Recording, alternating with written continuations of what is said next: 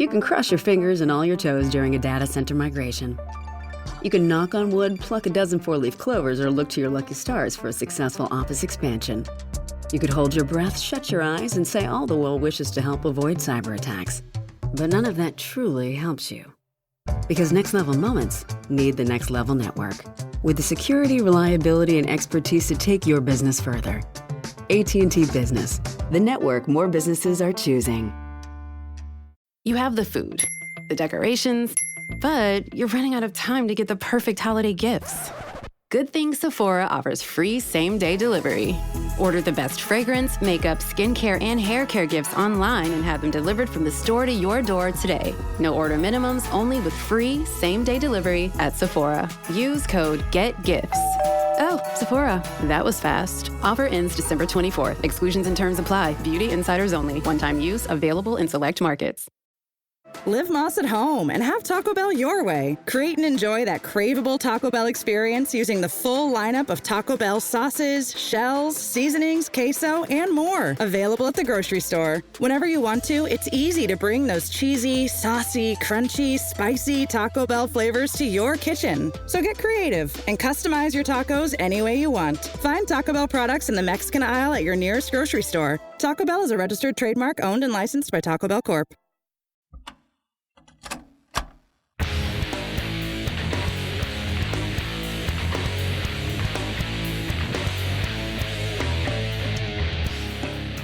Welcome to My Weekly Mixtape, a podcast that takes the classic mixtape approach to building a modern playlist. I'm your host, Brian Colburn. Joining me once again as guest curator is my good friend DT Carel, host of the YouTube program Space Castle. DT, welcome back, man. Thanks, man. You make me sound so professional. It's awesome. Well, it's blast-off time, so why wouldn't it be? Blast-off time. So if you don't get that throwback reference, go check out episode 32, the Ultimate 2000s Garage Rock playlist.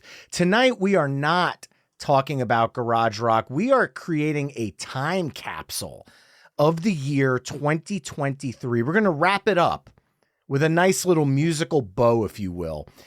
If you had to describe 2023 in one word, musically, what would you choose? Can it be two words hyphenated?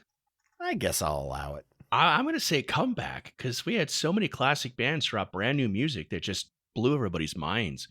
And we're going to talk about some of those bands tonight, obviously, but this is just a really interesting, like, perfect storm year where so many bands came back and dropped a brand new album almost out of nowhere, or a brand new track almost out of nowhere.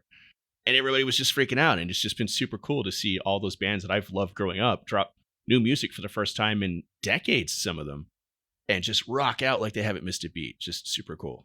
So you use comeback. I am going to use the word cyclical. Ooh. And as we go through the night, at least with the songs I have in my bank, I feel like the word cyclical works because music comes and goes in trends. And there's always little nods and throwbacks to the past while continuing to move forward in that circle. And I think a lot of the songs I'm talking about tonight kind of follow that path. I think so too. I think a lot of my songs are the same way. And I love that as like an end of the year wrap up too. Like it's got a really good, like, let's close things out and start the next year off on the right foot type of thing. I like that, Brian. This is why they pay you the big bucks. So yeah, if you just give me a second to move my piles of money off to the side, we can get started with this episode. Tonight, as I mentioned at the top of the show, DT and I are curating a Songs of 2023 playlist, and we're going to use the old cassette deck approach.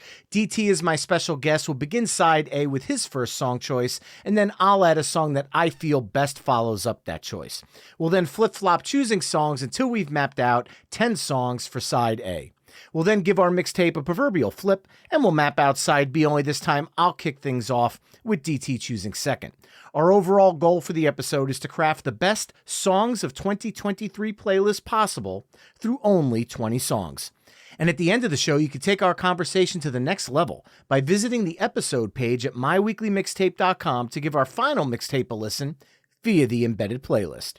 And if you like what you're hearing on the show, you can help me out by either telling a friend, leaving the show a 5-star review wherever you're tuning in, or by becoming a Patreon mixtaper at patreon.com/ patreon.com/My Weekly Mixtape.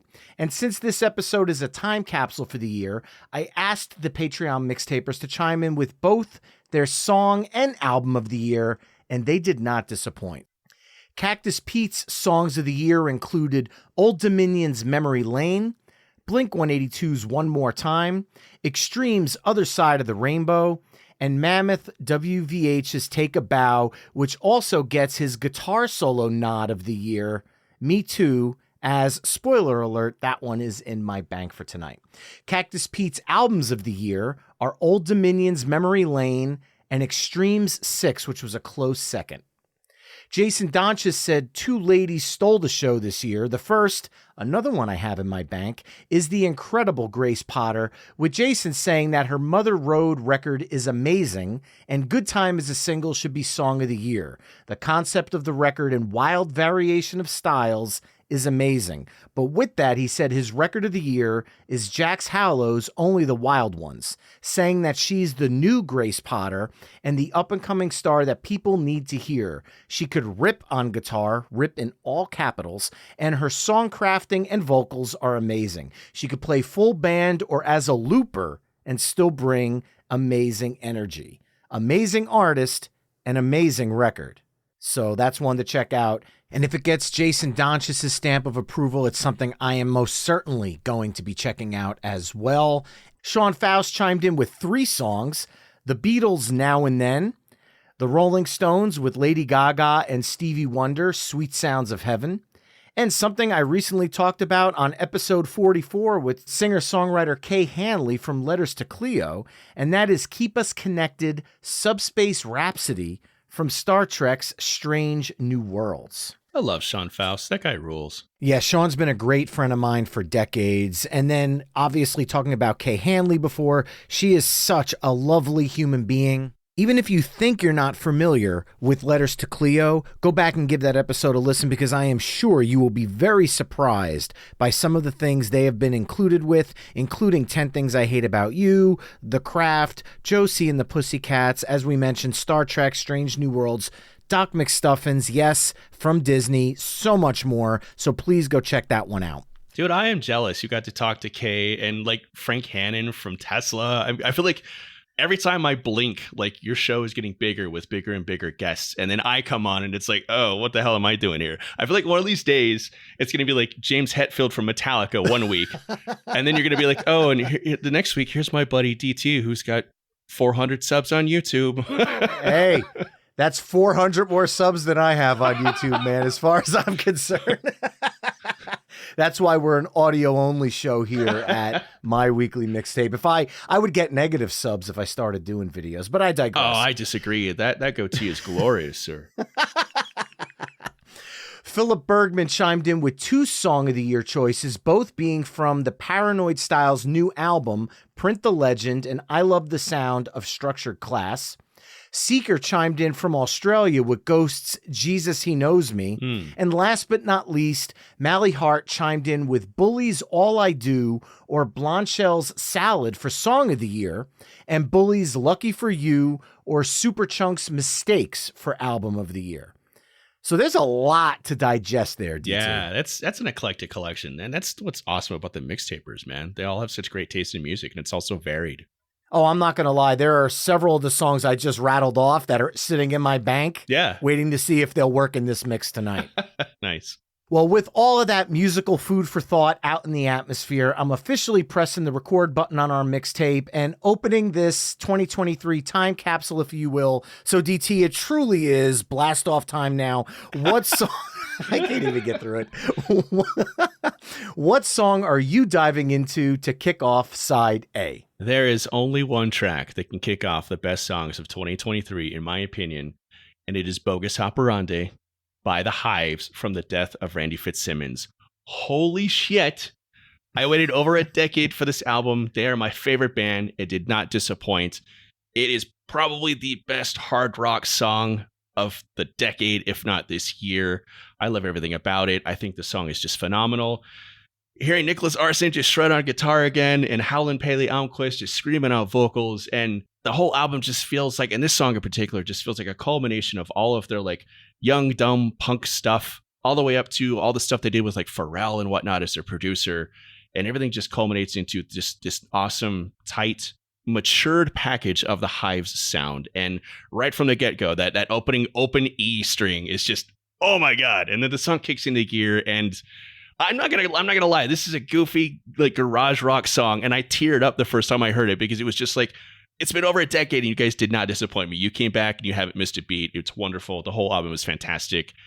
I can't stress enough how much you need to listen to this album and then go back and listen to their entire catalog. They're just wonderful. I love the Hives.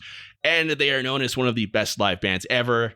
And I keep missing them every time they come on tour, and I keep kicking myself. So I've been playing this song over and over again with my eyes closed, like pretending I'm like front row in a Hives concert. So yeah, Bogus Operandi from the Hives, from their first album in a decade. That's my track one. I have to give you a hat tip, man. One, that was definitely in my bank of songs, so scooped right from the jump here.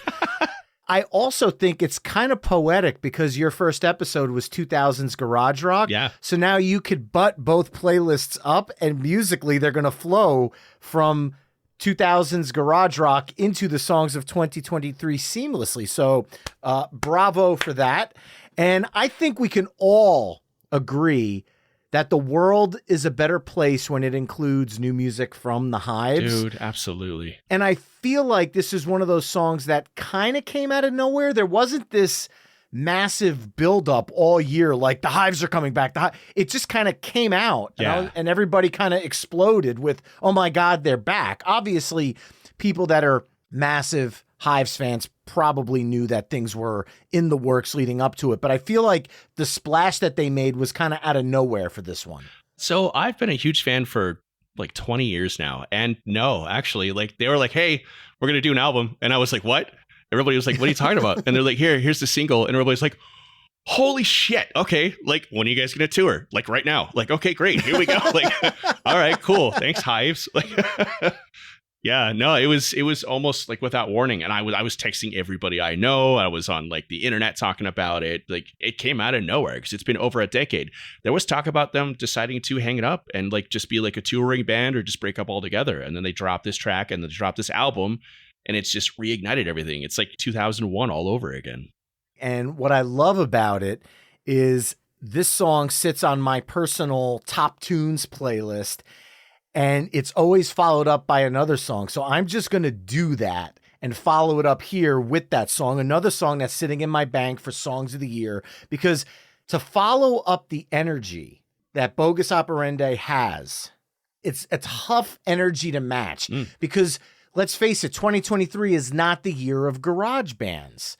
That was back in the 2000s. There are some elements of it in music, but it's not as prevalent as it was in its heyday, of course. However, an album came out early in the year where one of the singles incorporates a little bit of that garage rock sound, only they're mixing it with a touch of 70s arena rock. Think Cheap Trick, Thin Lizzy, those type of bands here. And I'm going to go with White Reaper from their Asking for a Ride album, and I'm going to go with Fog Machine. The drive, the energy, the guitar work in the beginning, you almost feel like I said, it's that Cheap Trick. You got the double guitars. It feels really 70s, but as you move through the song, you hear that garage rock bounce, and it's a very slick garage rock, and it's mixed with a little bit of elements of glam and punk, and then they mix throughout the album some pop elements and everything else. Just an all-around unique band that I think more people need to know about. So following up the Hives, I'm going with White Reaper, Fog Machine. I love the pick. I love the band. This is why we're friends. Fantastic track. And I love the fact that you made the correlation between garage rock and also like 70s and 80s guitar rock, like anthemic rock.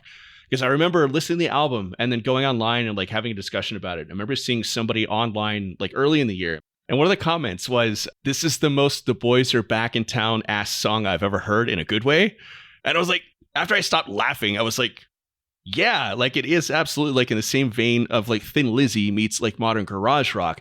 And like the bass riff throughout the song is like totally within the same vein of Fell Line It. Like it's a perfect marriage of anthemic old garage rock and like Chicago style rock and roll from that era with the stuff that's come out today. I love the pick. I love the band. Excellent track. Everybody should be listening to White Reaper. They're fantastic. They absolutely are. And it's funny because they've been around for a long time. Yeah. So I'm talking about them like they're new. Make no mistake, I know that I have their earlier albums. And this is one of those albums that some longtime fans feel like it's deviating a little bit from what they're used to. But White Reaper kind of takes liberties and takes chances, because I have a couple of their songs on some of my pop playlists that work extremely well from their earlier albums. It just has that feel to it. I'm not saying it's pop like you would say something from the Barbie soundtrack, but it's definitely got a little bit of a pop sensibility to it. Yeah, I mean, I wouldn't necessarily call it pop rock, but it's definitely, like you said, it's got those pop elements. But so does Cheap Trick. So does Thin Lizzy. Of course. So yeah, Yes. I mean, they're very much in that same family of music, and they do it very, very well. They're awesome. Well, let's follow it up now with track 3. Okay, so I'm gonna kind of go in sort of the same vein. My next track is very poppy. It's reminiscent of bands like Sparks. If you're familiar with Sparks, if you're not, you should be. Go and watch that documentary by Edgar Wright. It's phenomenal. Then go listen to their entire discography. But this band is from Britain, and they just broke out like pretty much this year. And they dropped a couple of singles. They haven't even released like an LP or an EP yet, and they're already like topping the charts and like blowing up. It's insane. It's a quintet of really, really talented women. The band is called The Last Dinner Party. The single is called Sinner. And it is just an absolute banger. And it starts out with like this keyboard sequence that sounds like Sparks. And then it launches into like a rock track that's, to me, reminiscent of like Foo Fighters and like OK Go and bands like that, where it's very poppy, but there's a lot of nuance and stuff going on in the background too. There's multiple vocal tracks, multiple guitar players. You don't know who's singing at what time because they blend their vocals so well.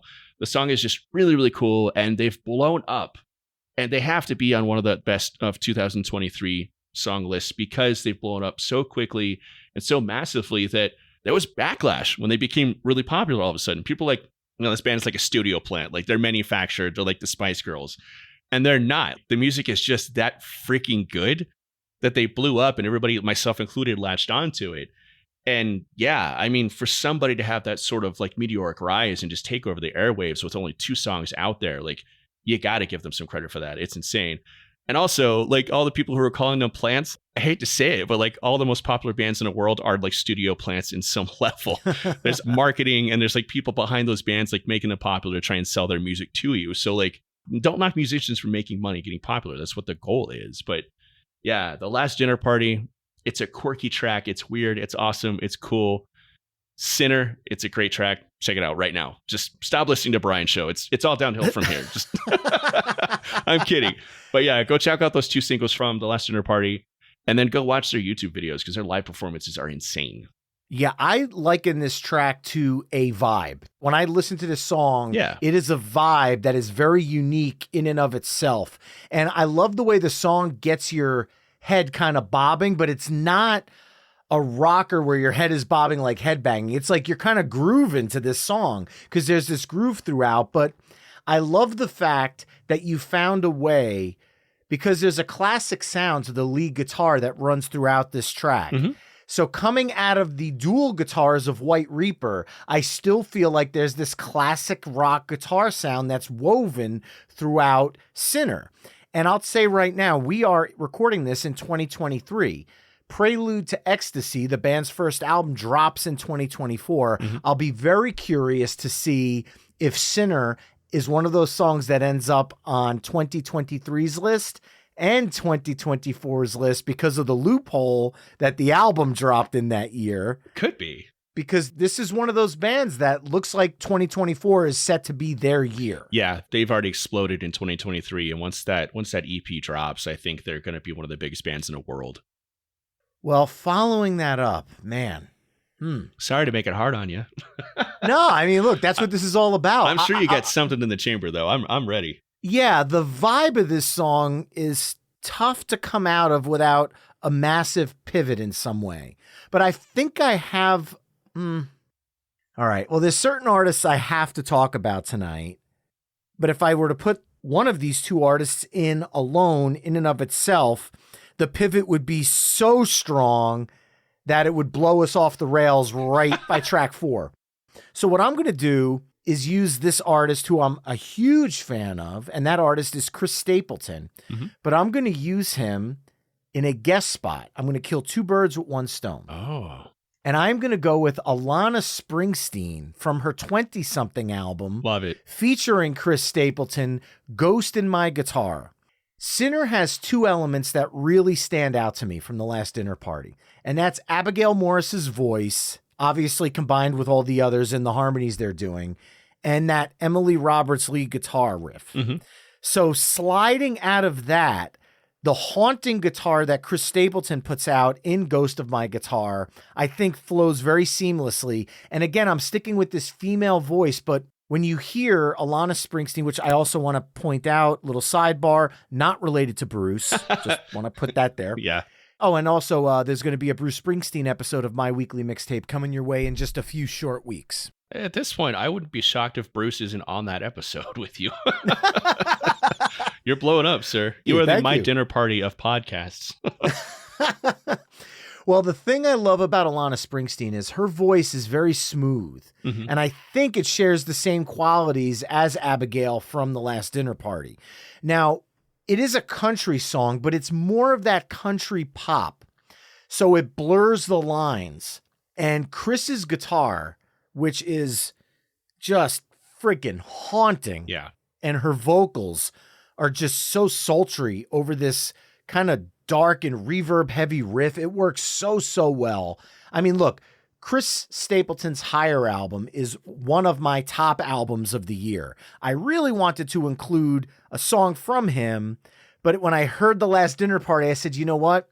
I get to talk about how much I love that album because Higher is an amazing album, but kill two birds with one stone and continue the vibe we've got going here by including Alana Springsteen. So Alana Springsteen featuring Chris Stapleton, Ghost in My Guitar. I love the fact that you used the word haunting to describe the song because that's exactly the word I would choose too. Like there's obviously it's a song about anger and resentment and that carries through without being like overbearing and kitschy. Like it's just a dirge. It's haunting and angry and it sticks with you and it's lovely. That whole album is great. Like Alana Springsteen is just knocking it out of the park.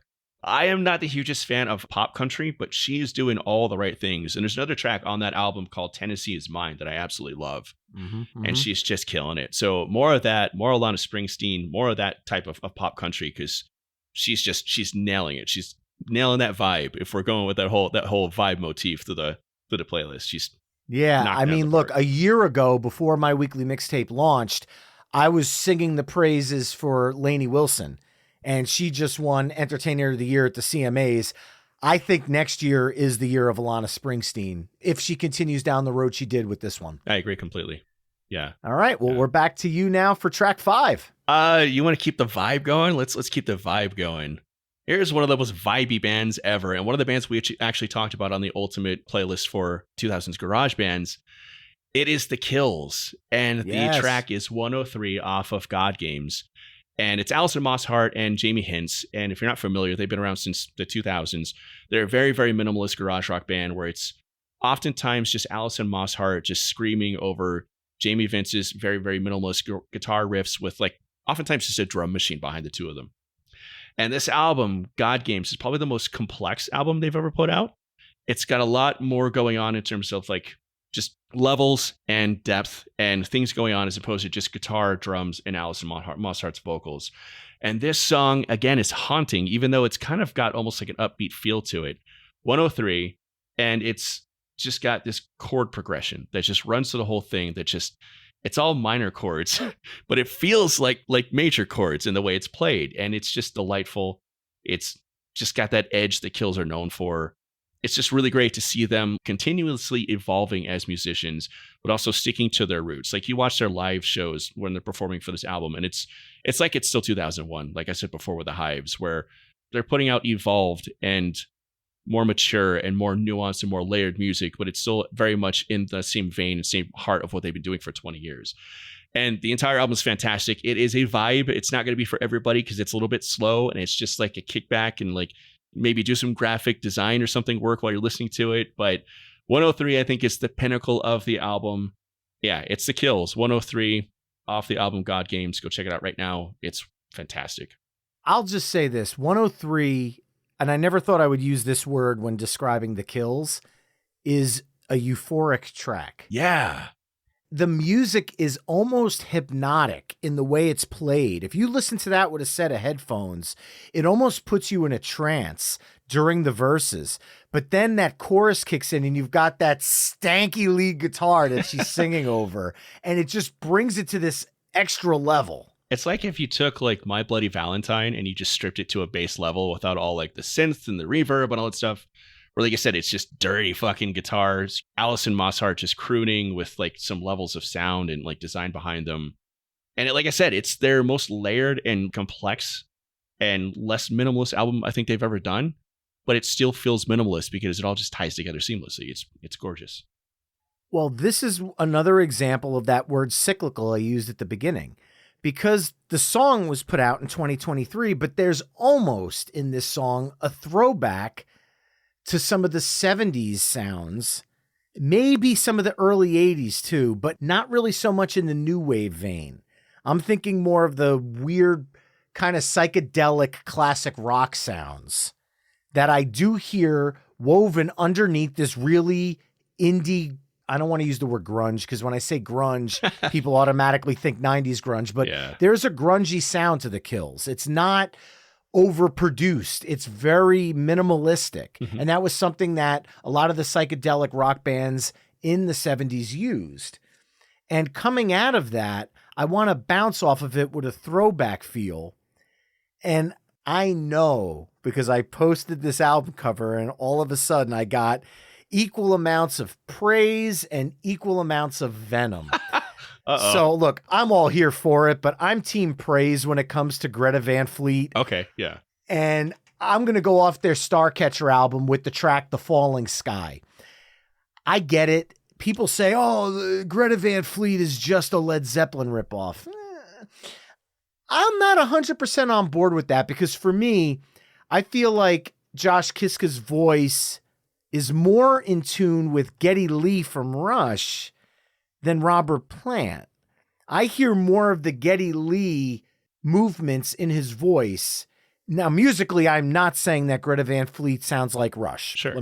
If they did, it would be Rush's first album, which was that blues rock that was very much in tune with Led Zeppelin sound. Yeah. Do they rip Led Zeppelin off? Yes and no, but I mean, in the world of rock, in the world of music in general, who isn't ripping somebody else off in some shape or form? One thing about this track and one thing about this album is that they have, I think, evolved away from being what could almost be considered a carbon copy or a direct lift of Led Zeppelin. I think the vocals, I think the guitars, I think the rhythm, I think the harmonies, I think just the writing of the songs in general have evolved from the point of being of just dismissing them as a Led Zeppelin ripoff band anymore. I think The Falling Sky is a great track. I think, like you said, the lead singer's vocals, they're moving away from the Robert Plant style and it's becoming more of his own. And I think he's going to have to do that as he gets older because you can't sustain that type of singing all the time. Like, you're going to blow out your vocal cords. But I think they've evolved past that.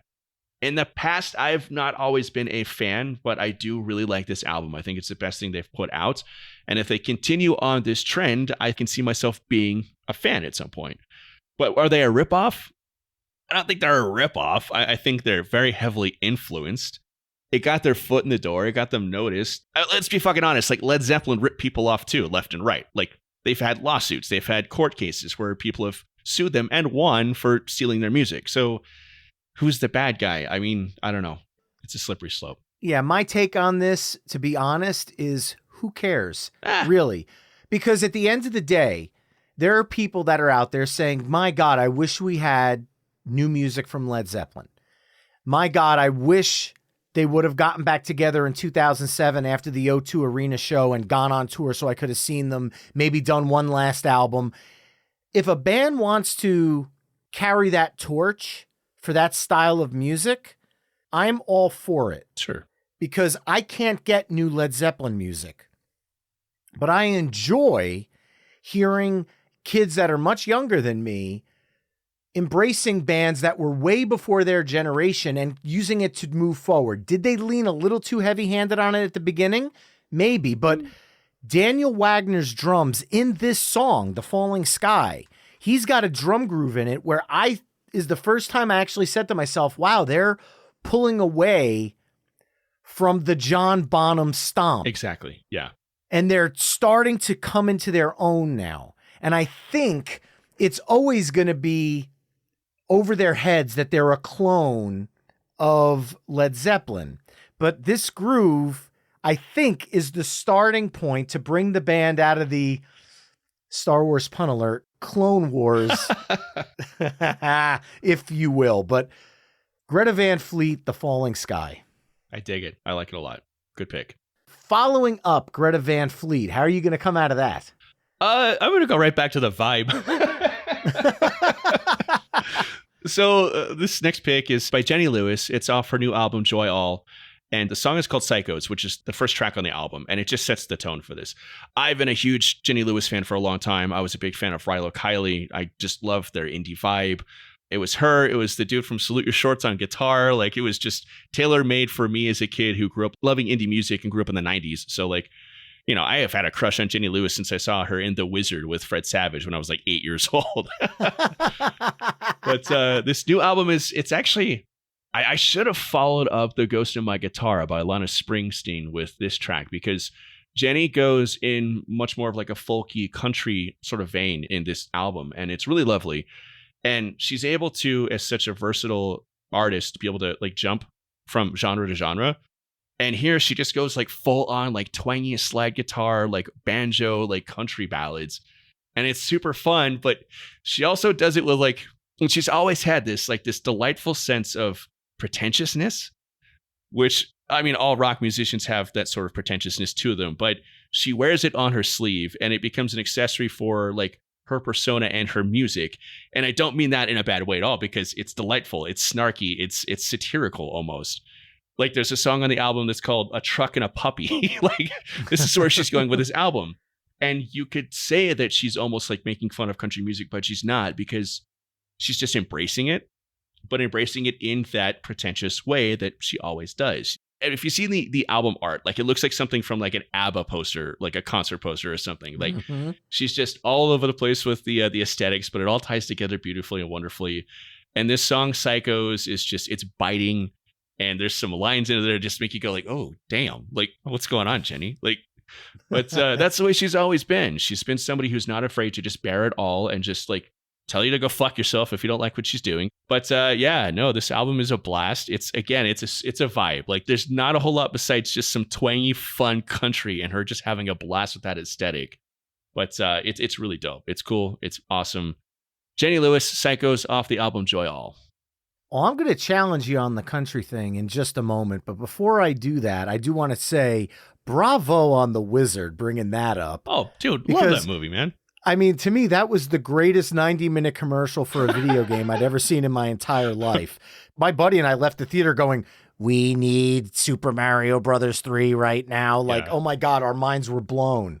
Yeah. And that's all the movie basically was a 90-minute setup for Super it's Mario fantastic. Brothers. Yeah, when like the little brother gets to the competition, like the game playing competition in California, and like he wins. And the thing that always kills me is like Fred Savage is in the crowd. He's like, use the warp whistle, the warp whistle. It's like, dude, nobody's ever fucking heard of this game before. How do you know about the warp whistle already, man? Like, Nintendo, ease up.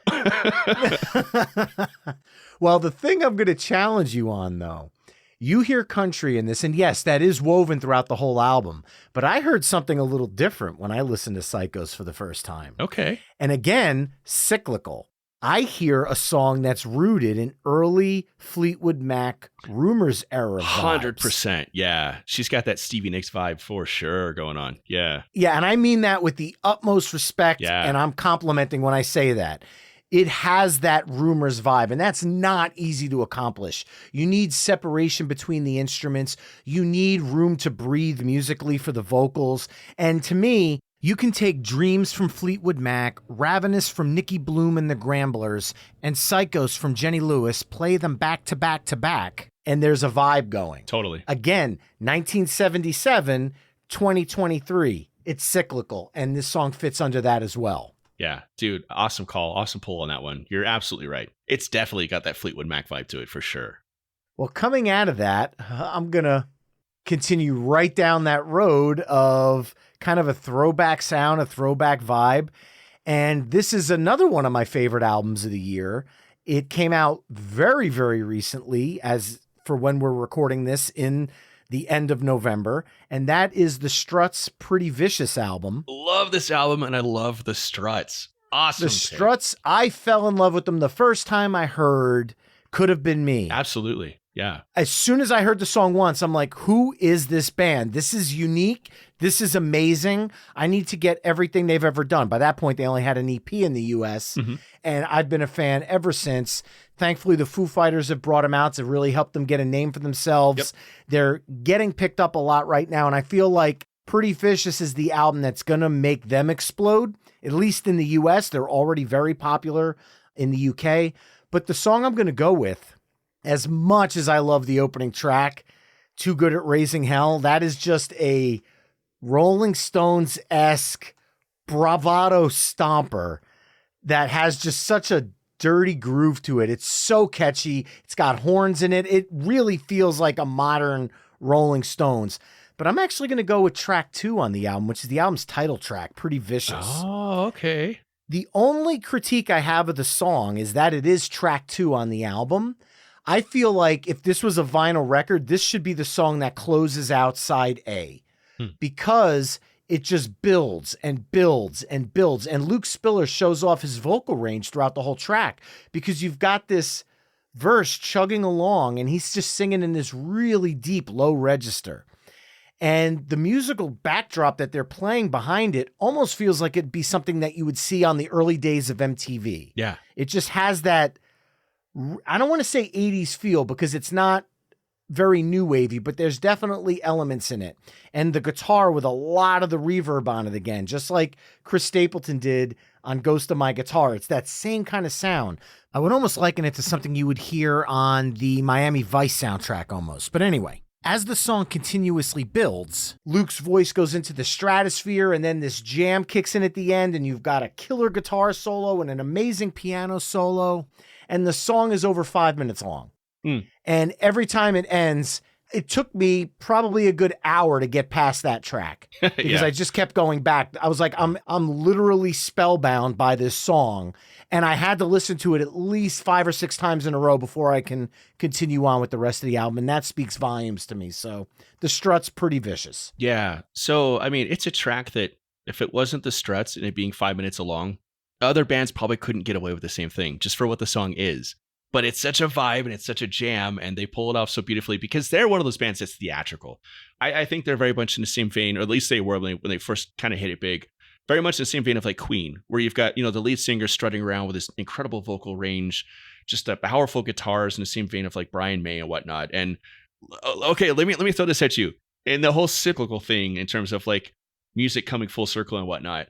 This track reminds me a lot of like Chris Isaak from the late 80s, early 90s. Oh, yeah. Do you get I that? Feel that. Yeah. 100%. So, I mean, they're a band that's kind of riffed on the whole Queen thing. And now with this track, they're riffing on like that really sexy kind of vibey sort of like love ballad song. Like we're not talking about like being in love. We're talking about the other thing. You know what I mean? But yeah, I get a total Chris Isaak vibe from this song. And I just love the Struts. I love the fact that they're able to just kind of cherry pick really cool things about rock and roll music, but also give it their own twist and make it their own. It's another band I'm dying to see live because I've seen like live footage and whatnot, and they just look like they're having so much fun. They look like they just love music. They love their fans. And that's a band that, like you said, I hope they make it big this year. I hope this is the year that they just explode on the scene in the States because people are not going to know what hits them when that band makes it big. They're wonderful. Yeah, we better see them soon because I feel like that's a definite. I just don't see any universe where a band that's this talented and has this much charisma and this much uniqueness is going to go unnoticed. Yeah. And I would rather see them in a smaller venue now while I still have the chance. So that way I could say, hey, I saw them back when, because I really feel like this album's going to be what launches them. Just like I've said several times tonight. Yeah. Absolutely. All right. We each have one track left for side A. So we're back to you now for track 9. All right, I'm going to keep the vibe going once again. Vibe, cyclical vibes. Yeah, absolutely. Yeah, it's the whole thing is cyclical in the fact that it's cyclical. This is a different vibe though. It's more upbeat, a little more poppy, a little bit more kind of makes you want to put on some running shoes and go for a jog or just go outside and enjoy like the autumn air and just be outside and just take a look at the world around you. It's a track by an artist named Bakar from the UK. He hit it big in 2019 with a hit single called Hell and Back, and you've no doubt heard it on the radio, even if you don't recognize the name. If you wouldn't listen to it on Spotify right now, you'd know the track. He's still kind of underground. It hasn't really like struck it big, even though he's like on the charts and getting, regular rotation on the pop radio stations. The track is To Open My Heart, and it's the track that closes out his latest release this year called Halo. He's been a mainstay in pop music very quietly since 2019 when he first released that track Hell and Back. His music just feels good. It's a vibe. It's a combination of pop and hip hop with some sort of like ballady sort of elements.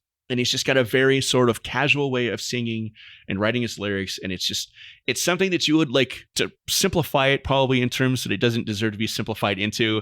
It's like something you'd hear on like the Spider-Verse soundtrack, like something like Miles Morales would jam to when he's like doing some art and whatnot. It's just got that sort of chill hop vibe to it where it's just cool and hip and sweet and melancholy and sad and happy at the same time. And he's just got this incredible way of conveying the emotion of the song with simple lyrics and simple beats and melodies, but it just envelops you and it feels like a warm hug every time you listen to this album. It's just wonderful. So Bakar, the track is To Open My Heart off of his album Halo. Amazing song. I like that you said pop with a hip hop feel. I kind of add in R&B to that. Totally. Even though it's not necessarily please don't get me wrong, it's not an R&B track, but there's definitely hints of R&B in some of the vocal delivery and in some of the elements that are sprinkled throughout this track. This is a very unique and original sound. Yeah, and I love it for that. Yeah, it's hard to just say this sounds like blank. Like when we say Greta Van Fleet, you could just tell somebody, oh, they kind of sound like Led Zeppelin. And when you play it, somebody listening can go, I can hear that. But with Bakar, you can't just say, well, he sounds like. And when you're drawing a blank, that means you have an original artist. Yeah. If you have to paint a picture of what this person's music's like by naming more than 3 or 4 different sounds, you're getting uniqueness. And you get that here. But what I'm going to do now to close out the side, because this song's a little slower, it's a little bit more, it's bringing the tempo down a little bit. I'm going to bring the tempo down, but the energy up. God, if you told me in January that I'd be closing out side A of my 2023 Songs of the Year mix with the Rolling Stones, I would not have believed you, but holy shit. And I don't curse often on this show. The first time I heard the Rolling Stones with Lady Gaga and Stevie Wonder's Sweet Sounds of Heaven, I played it 6 times in a row. And then I went online and said, it's 2023 and the Rolling Stones just released their best song they've recorded since the 1970s. And I will stand by that. Yeah. And it is so powerful. I am not the most massive Lady Gaga fan. I respect her. I think she's very talented. This song made me a fan of hers now. Like, I'm in. She sings rock. The way her and Mick Jagger, their voices were bouncing off each other. There's so much power. Then you add in Stevie Wonder on the keys, and oh my God, it's just amazing. And the song ends around the 5-minute mark for the radio cut. I'm not including the radio cut. Screw the radio cut. Absolutely. We're putting in the full 7+ minutes because at the end, it's just a 2-minute jam. Yeah.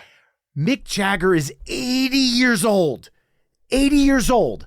And he sounds friggin' amazing.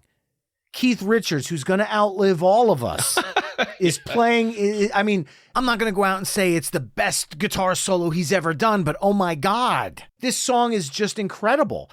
And look, I give a little bit of flack to Andrew Watt as a producer.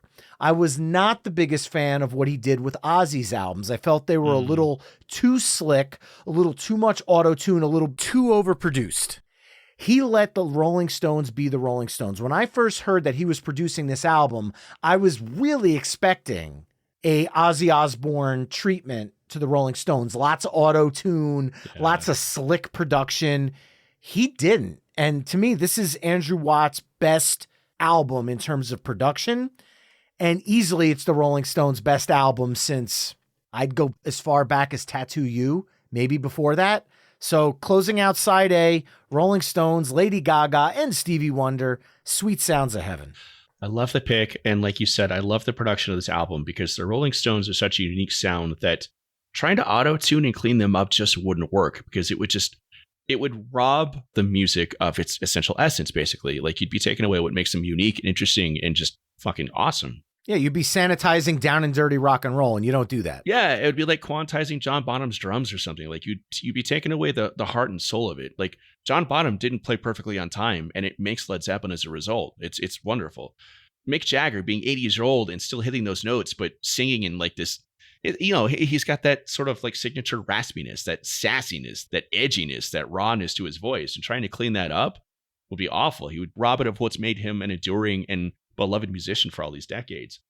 I love the track. And I know you said you're not a huge Lady Gaga fan, but even if you're not a huge Lady Gaga fan, you have to listen to this track and not only respect the talent and the range on display, but the fact that she never oversteps the boundaries of the duet. Yes. Lady Gaga in Sweet Sounds of Heaven is what Mary Clayton was in Gimme Shelter. Yeah. And like she did some music with Tony Bennett too. And she, whatever you think of her, whatever you want to say about her, she has a reverence for the big artists that came before her.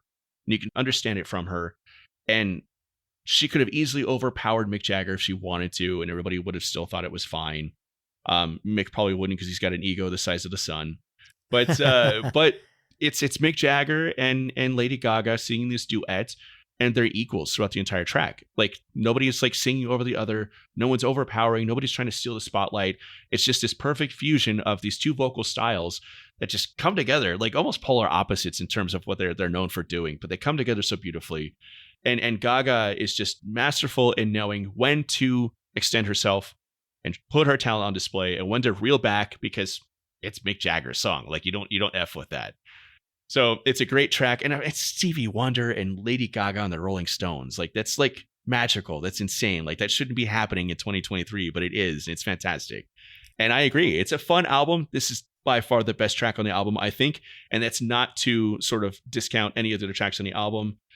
And the fact that we got a brand new Rolling Stones album that's really, really good, and the fact that it's better than some of the music they were putting out back then is just it's cyclical, I guess. I don't know. Everything comes full circle. It's like I said before earlier in the episode, that so many of these bands in 2023 have chosen this year to make a comeback of sorts and just blow everybody's mind, to be like, oh yeah, these guys are still really, really fucking good at what they're doing and what they've done for decades.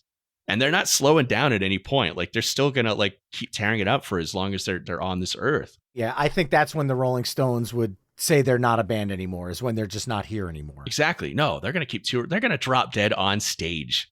It's what's I going to not. happen. I hope not too, but I feel like those guys are going to be on stage performing until they take their last breath. It's just who they are. It's in their blood. And yeah, it's just incredible to me that Mick Jagger still sounds as incredible as he did 20, 30 years ago. And, like, Keith Richards could take the easy route and be like, oh, I'm 125 years old. I'm just going to play some simple guitars. He's still shredding. Like, it's insane. I love the pick. I love the album. Perfect song to wrap this first side up. It's just fantastic. Well, that, Mixtapers, concludes side A of our Songs of 2023 mixtape, which consists of The Hive's Bogus Operandi, White Reaper's Fog Machine, The Last Dinner Party's Sinner, Alana Springsteen with Chris Stapleton's Ghost in My Guitar, The Kills 103, Greta Van Fleet's The Falling Sky, Jenny Lewis's Psychos, The Struts' Pretty Vicious, Bakar's To Open My Heart, and The Rolling Stones with Lady Gaga and Stevie Wonder, Sweet Sounds of Heaven. Head over to myweeklymixtape.com to hear all the songs we've discussed in this mix through the playlist embedded on the episode page. You'll know real when you get it. It'll say eBay Authenticity Guarantee, and you'll feel it. Maybe it's a head-turning handbag, a watch that says it all, jewelry that makes you look like a gem, sneakers and streetwear so fresh, every step feels fly. eBay gets it. So look for the blue check mark next to that thing you love, and be confident that every inch, stitch, sole, and logo is checked by experts. With eBay Authenticity Guarantee, you can trust that feeling of real is always in reach. Ensure your next purchase is the real deal. Visit ebay.com for terms.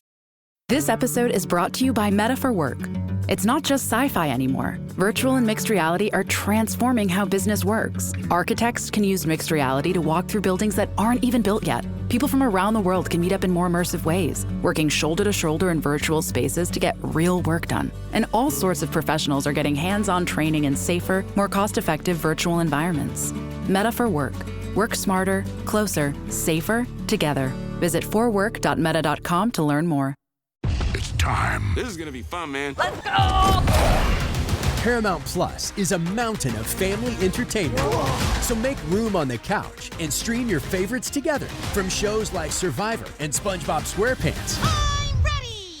To movies like Transformers Rise of the Beasts and Good Burger 2. Buckle up! Plus live sports like UEFA Champions League and the NFL. Touchdown! It's all here to stream with the whole family. Paramount Plus, now streaming. Now, before we flip our proverbial mixtape over to side B, I don't know about you, DT, but there were certain songs that came out in 2022 that I most certainly rocked all throughout 2023, the holdovers in quote marks, if you will. So if you had to choose a pair of songs, a cassette single, if you will, of 2022 songs that you rocked throughout the year, which two would they be? I've got one obvious pick and one pick that probably nobody else has ever heard of that's going to throw everybody for a loop. So the first of which, I desperately wanted to include this on my list. But I mean, if we were having this episode recorded in 2022, it'd be, top of it for me. It was SZA. The album was SOS, just an incredible hip hop album. Mm-hmm. The track I would have chosen would have been Kill Bill. Just a gorgeous track and just a melancholy, just sort of. Again, I want to go back to the notion of being like listening to a song and be like, damn, SZA, are you okay? Like whatever you're going through is transferred itself onto this amazing track. But can I buy you a beer and let you cry on my shoulder for a little while? Like, what's going on? The song is just, it's a knife to the heart. It's gorgeous. It's haunting. It's beautiful. It's angry and sad at the same time. Obviously, it's got some maybe trigger warning content. But if you're the one person on the planet who hasn't heard Kill Bill by SZA on the SOS album, check it out immediately. It's fantastic. I keep saying fantastic. It's cyclical. We're turning this episode into a drinking game. Jeez. Yeah. And your other one? The second track is when you and I talked about garage rock bands in that sort of episode. There was one band that I kind of talked about just briefly because they obviously weren't from the 2000s, but there's a band in Japan called Sakura Zensen that I really, really love. And it's 5 kids from, I think, the Tokyo area, and they're just tearing it up. I think they may have broken up since they released this album, which is really sad, but very much just in the vein of loud punk rock, garage rock sounds. They put an album in 2022 called Odd Royo, and the track is Good Morning, and it just shreds. If you go back and listen to their entire discography, it's just these 5 kids just making noise in the most beautiful, harmonious, and logical way, but contained chaos.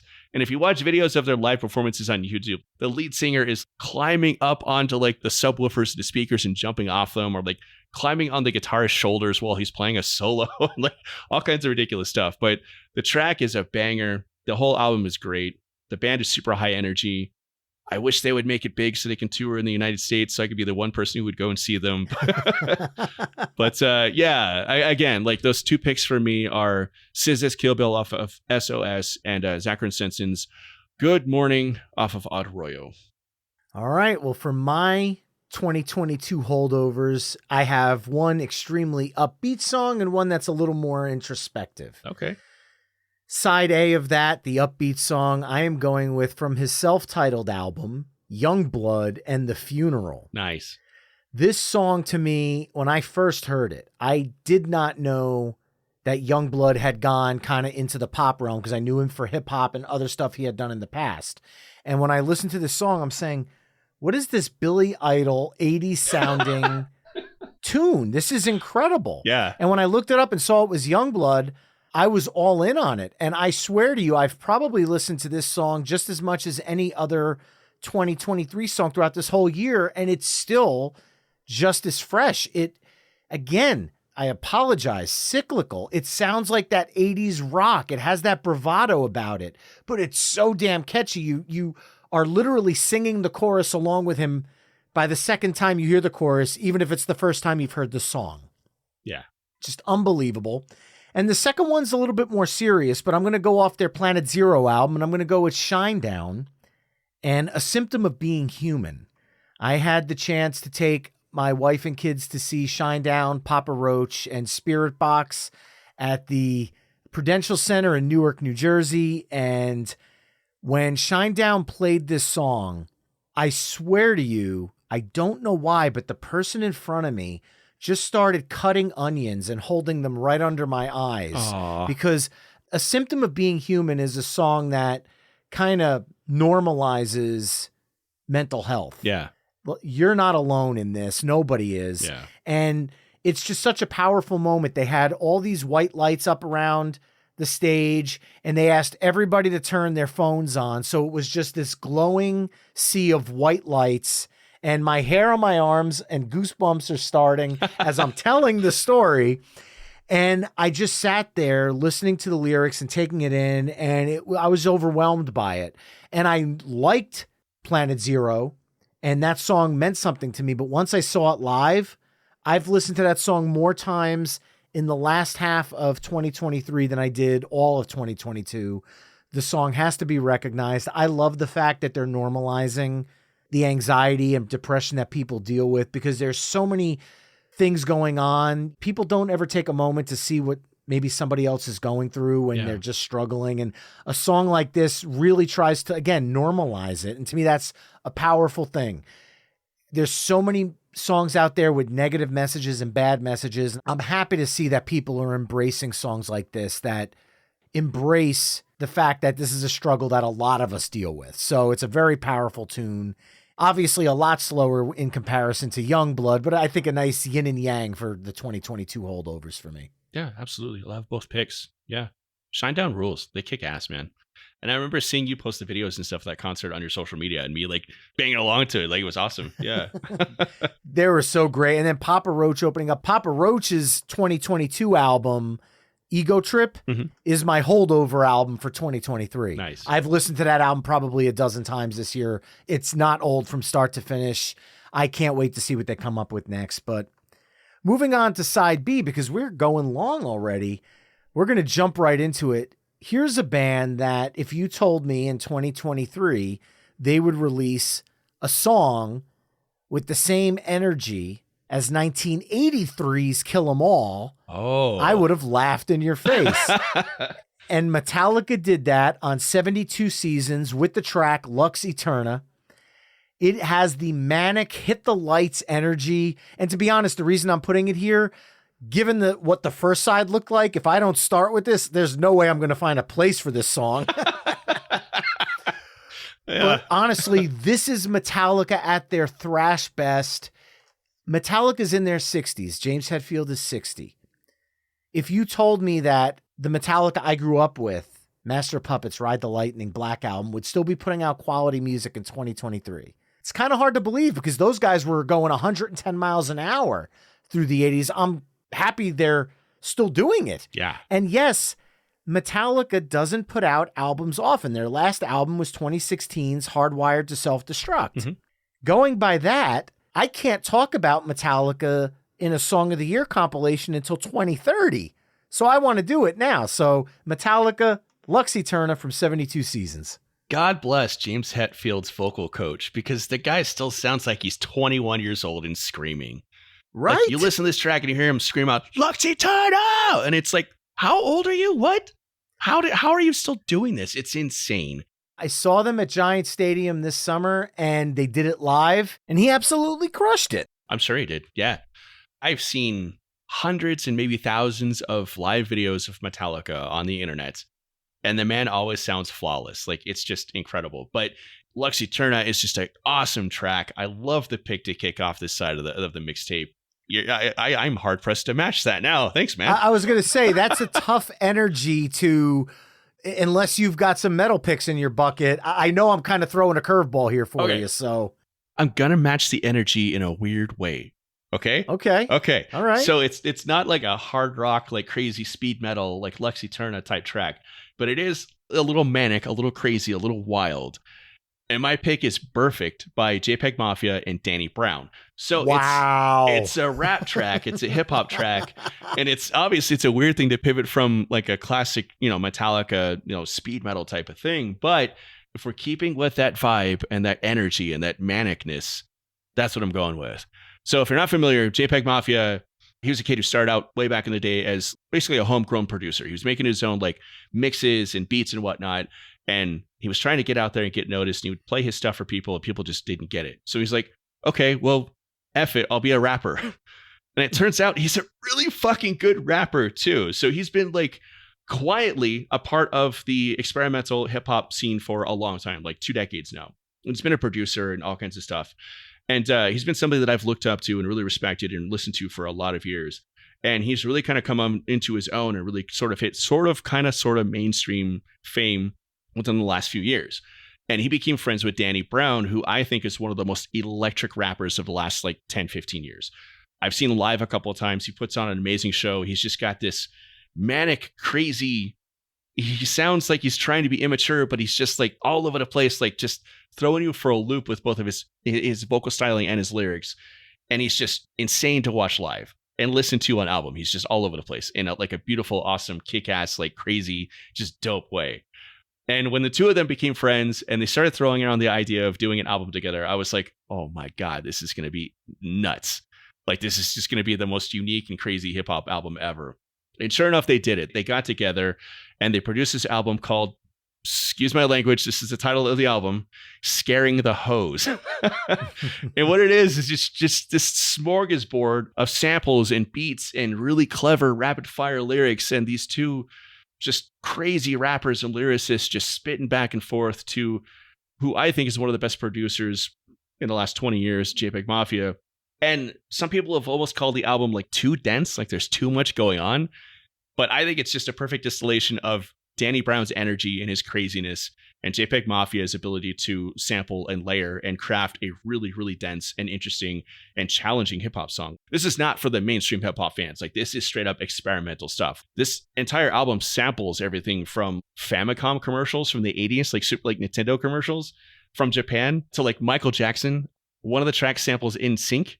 And the track I've picked from this album, Perfect, actually samples a classical composition by Richard Smallwood called Procession of the Levites. And it's these two crazy guys just going off and rapping to like this really, really sort of dramatic and epic classical composition. And it just works. And the entire album is just weird and strange and high energy and crazy and challenging and fantastic. If you haven't heard of JPEG Mafia or Danny Brown, like, I don't know if you should listen to this first because it's just a distillation of their two styles of producing music together. And it may not make a whole lot of sense, but go listen to JPEG Mafia's LP. That's the name of the album. It's LP. And then go listen to everything Danny Brown has done and then come back and listen to this so you'll be ready for it.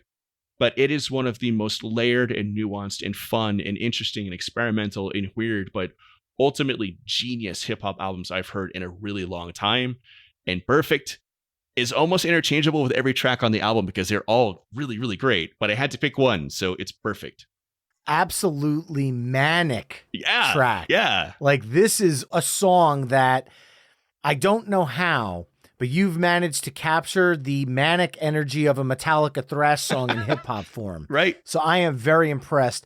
Listening to this song, this is not the hip hop that you hear on current top 40 radio, the hip hop songs that are popular. This is a lot different. This to me almost sounds like a modern day version of Paul's Boutique by the Beastie Boys, only maybe with an extra layer of insanity. So I think if you take your most manic ad rock moment and multiply it by 10, you've got JPEG Mafia and Danny Brown. So it's not an easy album to digest if you don't know where they're coming from. Yeah. So I like the warning you gave with that, because if people go into this album thinking they're going to get a hip hop album the way 2023 hip hop has been, they're going to be thrown for a loop. Yeah, in a good way. Whether they like it or not is different. Yeah, I think in a good way as well. Yeah, I think music should be just as much challenging as it is enjoyable. And I think me being honestly a self-professed music snob, I like stuff that I may not like the first time I listen to it. I like going back and challenging myself to listen to something and being like, wait, what the hell is this? There's a lot of that with JPEG Mafia. Like, he is very much in the realm of experimental hip hop. He is trying all kinds of weird stuff and just seeing what sticks. And Danny Brown has had such a weird, varied career where he's done straight up hip hop albums. He was part of a group back in the day that was very much in the line of like NWA and like your traditional hip hop groups and whatnot. He's done collaborations with churches, stuff all over the spectrum. Like, these are two musicians who love to challenge themselves and love to challenge their audience. And if you're there for it, if you're there ready to see what they've got to show you, you're going to really love it. Absolutely. Now, coming out of that from Metallica, oh, Lord. I mean, there's nothing that I have left in my list that's going to match the energy. So I need to bring this down a little bit. However, Metallica is metal, rock, if you want to call it that. JPEG Mafia and Danny Brown is hip hop. So I think I have a really weird way to connect the dots. This is like going from A to Q to go to B, but I think it'll make sense because this artist started out as a hip hop artist. Then he started incorporating rock elements into his sound. And then he toured with Shinedown. But now... Oh, okay. All right. You know where I'm going with this. Yeah. He just won the CMA New Artist of the Year award. Yeah. For country. So I'm finding a way to squeeze in a country song after a metal song and a hip hop song. So the ship is veering right now, but there's I a think segue this there. makes sense. Yeah. Because Jelly Roll was a hip hop artist that has evolved his sound to include more rock and country vibes. And Whitsit Chapel is an amazing album. And being somebody who went to a Catholic high school growing up, Need a Favor spoke to me in a very big way. So when you think about the lyrics to this song, I only talk to God when I need a favor, and I pray when I ain't got a prayer. So who the hell am I to expect a savior? I only talk to God when I need a favor, but God, I need a favor. And the video for it is so gut-wrenching. Yeah. This man has been through a lot. He has been to hell and back in his life. He has been on the wrong side of the tracks, and he has righted his personal ship. And when he won the CMA Awards, he actually put out a statement that, to me, I thought was very prolific. And it's one that I'm going to probably take with me moving forward, because he said, I want to tell you it's going to be okay. I want to tell you that the windshield is bigger than the rear view mirror for a reason. Because what's in front of you is so much more important than what's behind you. Love that. That is some preacher level stuff that just resonated with me so much. And this song, it is so memorable. And I think it's more for the lyrics. As much as I love his voice and I love the music and I love the song, I think the message of this song is what really resonated with me at the end of the day. So Jelly Rolls Need a Favor. Great pick. I love the track. He's a blast. He's just fun. Like I dug him as a rapper beforehand, and I like it when artists challenge their audiences by switching genres like that, just for the hell of it. And the fact that he did it so effortlessly and is like kicking ass and like winning awards as a country musician now. It's like when Taylor Swift went from being a country musician to like a straight up pop musician, and everybody just kind of followed her over and it all just kind of worked. The dude is like versatile. He's got a lot going on. Like you said, he's had some life experiences and he translates all that experiences into his music, and you see it in a genuine way. This song could very easily in someone else's hands come off as disingenuous and cheap and kind of lame, but it's heartfelt and honest. And that's what gets me about this track the most. Yeah. You know, he means this when he sings it. Yeah. There's nothing disingenuous about it. And to me, that's what it speaks volumes. Yeah. So now this ship is going metal, hip hop, country. You could go anywhere with this, honestly. I know where I'm going to go with it, but I don't know how to define it. How do you define Sparks? Like what genre is Sparks? New age pop? Like, I don't know. But again, this is another band that has been around forever, and they put out a new album in 2023 and it rocks. And it's just as awesome and kick ass as everything they've done beforehand. Like I said earlier in the episode, if you haven't listened to Sparks before, go and check out the documentary by Edgar Wright, who did Shaun of the Dead and Hot Fuzz and whatnot. He did a really, really beautiful and honest and heartfelt and just killer documentary on these two brothers who have been musicians for about as long as I've been alive. And they've put together album after album after album without ever having like really crazy mainstream success. But they're also like a direct influence on everybody in a weird way. You listen to this documentary and you've got people like Flea from the Red Hot Chili Peppers saying like, yeah, you talk to any musician in like a bar or a party and the conversation inevitably goes to Sparks.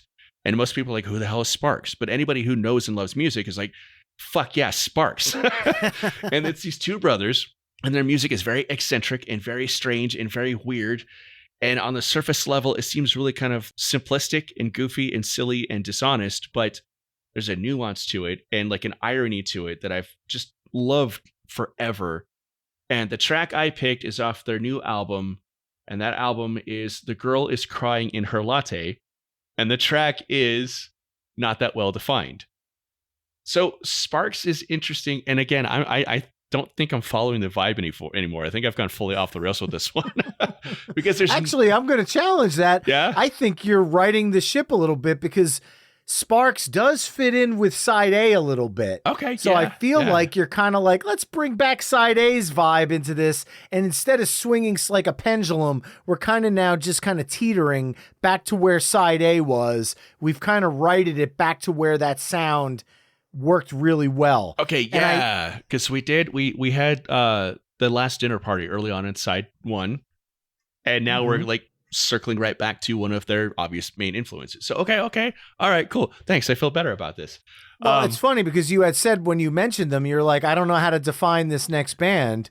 It says it right in the damn title, Not That Well Defined. But they are that well defined. But I mean, it's hard to say what Sparks is, but if you know Sparks, you get it. You get it, but again, even if someone who gets it, how do you define it? Yeah. It's to me, it speaks to the name a little bit. Fair. Yeah. Not That Well Defined by Sparks. It's 3 minutes and 30 seconds of this really grandiose and theatrical and silly and irreverent, but also like a band that carries a lot of gravitas at the same time in a weird way. At their most grandiose. Like they've got a full orchestra behind them in this track. And the lyrics are just amazing. It's like, you're not that well defined. You're like a contract that's left unsigned. And the lyrics they seem like surface level, like really shallow and whatnot. But if you listen to the context of the song, it's biting and jabbing and catty. And it's been Sparks their entire career, where you think like they're just writing like a fun, silly song, but it's got this twinge of irony and depth to it. And that's just Sparks, where it's like, if you take them at their surface level, you're going to bop to it. It's fun. But if you really pay attention, like, these guys are geniuses, and they're like throwing everybody for a loop just because they can, and they've been doing it for like 40 years. Go listen to the track, go listen to the whole album. The album is phenomenal. And if you're good with that, go and listen to their entire discography, because it's wild and crazy, and you will pick up influences on modern bands from Sparks that are there, despite the fact that nobody knows who Sparks is. It's so weird. It is the weirdest thing in the world that everybody's influenced by Sparks, but nobody knows who they are. It's just crazy to me. But the track is super fun. They're super fun. They're very theatrical and silly and goofy, but they know exactly what they're doing. It's very, very strategically engineered, like their sound and their persona and their performances. It's really neat to watch, actually. It's fascinating. Well, I think you've said everything that could be said about Sparks. And coming out of that, I mean, you've really thrown me a middle finger here, because I don't even know where to go from here. But I think because we said that it kind of fit with the side A vibe, I'm going to lean into that a little bit. Okay. And I'm going to go with a song that I know would fit perfectly on side A, but I think because of the vibe, this actually works. This is a band whose last album was released in 2000, and the album was called Ready, Sex, Go. Oh, all right. Yeah. And they are back this year with their first album in 23 years. It's another one of those bands. Yeah. Yes. The Marvelous Three. And the album is called 4. Butch Walker, you and I talked about on episode 32 in Garage Rock. He had a great solo career from 2000 until still does. He still does. And he's an amazing producer, but he got the band back together and they put out a new album.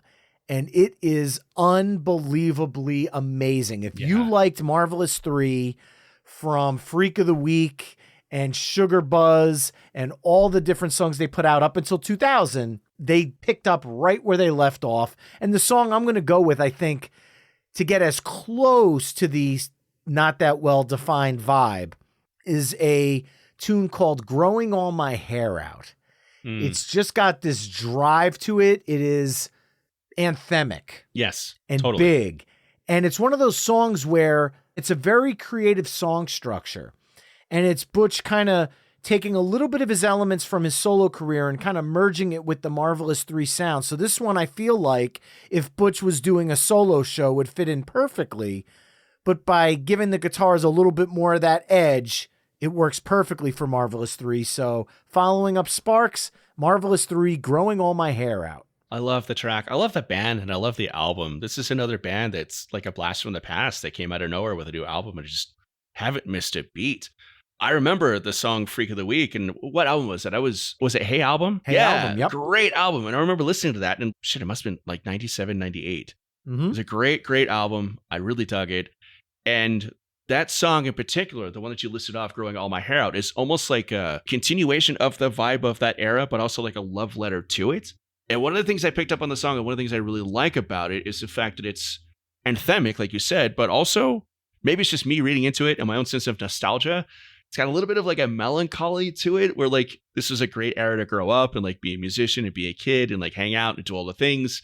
And you kind of don't want to leave that. So like you're still hanging out at the bar, like doing all the things kind of sort of. Great track though. I love the track, love the band.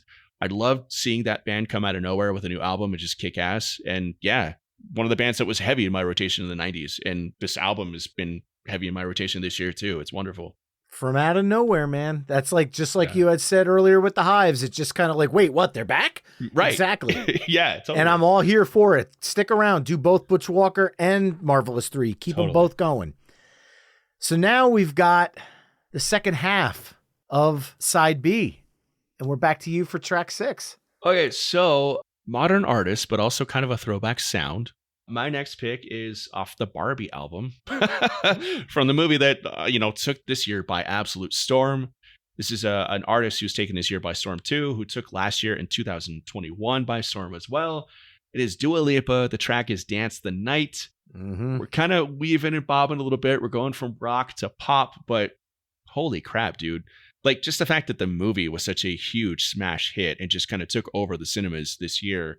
How could you not have at least one track off of that album on the best of 2023, especially when it was one of those banging and awesome pop songs of the year?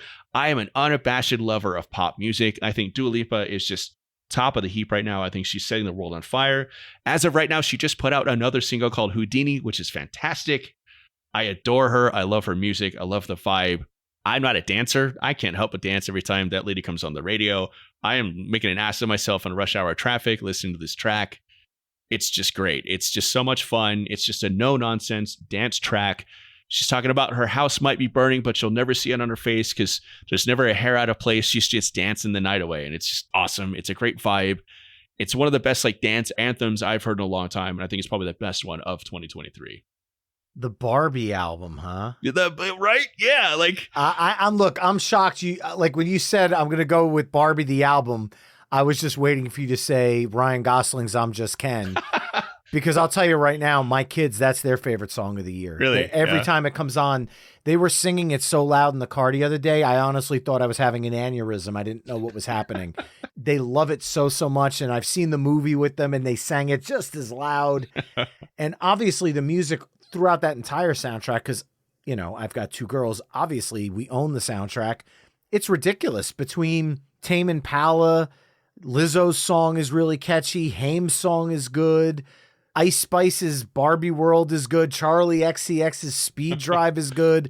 I mean, it is just a fantastic album. Yeah. And heck, even we have the expanded edition that has Ryan Gosling's cover of Push by Matchbox 20.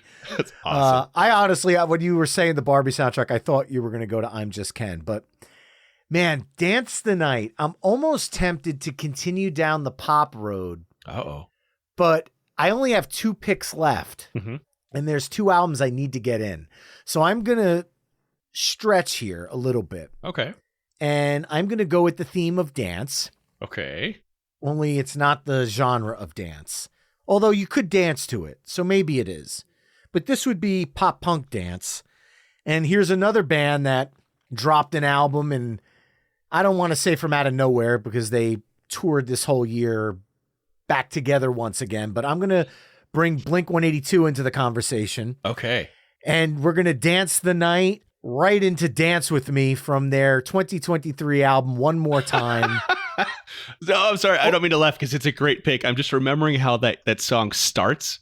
Yes. And following Dua Lipa's Dance the Night with the intro to Wow, that's awesome. Yeah, the way Dance With Me starts, I would just say if you are with kids in the car, you probably shouldn't have been listening to this episode at this point, considering the F-bombs that have been throughout. But regardless, if you're still listening, when you play the playlist over at myweeklymixtape.com, I would just lower the volume for about the first 6 seconds of the song and then kick it up. Just like Youngblood's The Funeral.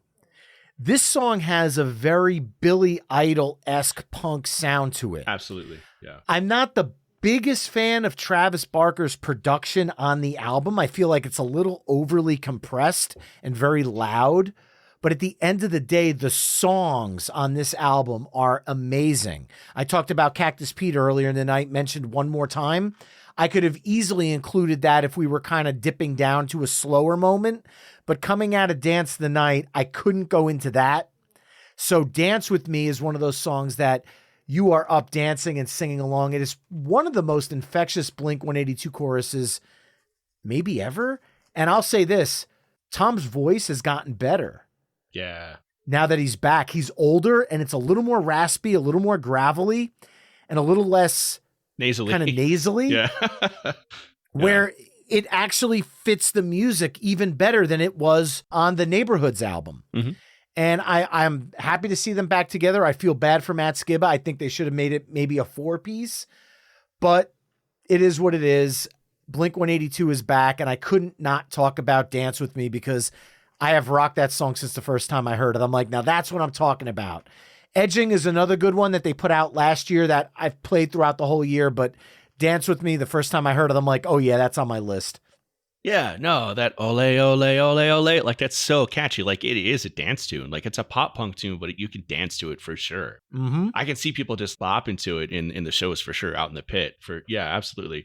It's a great album. It's a great pick. I agree that Tom DeLonge's vocals have matured, and I think he's a better like match for Mark Hoppus's vocals now. I was always of the mind, and I grew up obviously in high school when Blink-182 hit it big, loved them back in the day. But there was always sort of a weird dichotomy between the two vocalists. And now that they've gotten older, they've kind of settled into like a level. And I think you're right. I think it's a maturity and an evolution of the music that I really appreciate. And it's not a betrayal of what made them famous in the first place. It's still really fun pop punk. You can get up and skank to it and jump around to it and, you know, drive a shopping cart through a drive-through at McDonald's too or something, you know, all the stupid shit we were doing in the 90s when we were kids and whatnot. But yeah, it's a great pick. I do agree that it's a little overproduced, but I mean, Blink-182 is one of those weird bands where I don't think it's a betrayal of their sound to kind of a little bit overproduce their albums. I've never seen them as sort of like Rancid or like any of those type of like punk bands where the rawness of it and sort of the edginess and the shitty recording of it was part of the package. The only one that comes even close is Cheshire Cat, and that went out on Cargo, which was an indie label. So anything from their major label on, I completely get what you're saying. Yeah, they are a mainstream pop punk band, and I think it's okay for them to be a little bit more polished than other bands that sort of skirt the same genre. They're not in the same vein. I do consider them more like pop punk than like punk rock, and I think they've always been that way. So the overproduction, a little grating at times, a little much at times maybe, but I don't think it's a betrayal of what Blink-182 has always been. And what they are is not a bad thing. I'm not one of those people who are like, oh, they're a bunch of effing sellouts. You know, I mean, you become a musician to get with girls, to make a lot of money, and to tour the country and like have fun. And that's what they've done their entire careers. And I don't begrudge them for that at all. And it is a absolute Travis Barker drumming masterclass. Oh, absolutely. Some of the songs on this new album, I sat there and turned to my wife and said, if any other drummer was playing on this song, this would be a throwaway track. But I said, just listen to the nuances that Travis is throwing into this song to make it complex and make it interesting and keep your attention. Little fills and little hi-hat nuances that he's just kind of, and it's so effortless. And he makes the most simplistic Blink-182 songs amazing. Yeah. And I truly feel that if Travis Barker did not join Blink-182, they would not be at the level they are. Well, that's kind of the fun irony of Blink-182 is that the drummer is by far the best musician in the band. That's kind of Blink-182 in a nutshell. Like the drummer is the best musician in the band. They're a bunch of guys who've just had a blast and had fun just messing around their entire careers. And that's great. That's awesome. So what are you going to come out of Dance With Me and dance the night with? I'm gonna make everybody cry. I'm gonna bring it down way low. We're gonna just move away from the dance vibe. We're gonna get right down to the box of Kleenex and a box of chocolates and maybe a nice bubble bath with some bath bombs and some candles and whatnot. So it is I'm Just Ken. Exactly. No, oddly enough, it is actually from the Barbie album once again, and I didn't plan this, but I mean, holy crap! It's Billie Eilish. Like anytime Billie Eilish releases anything, it's automatically going to be one of the best songs of the year.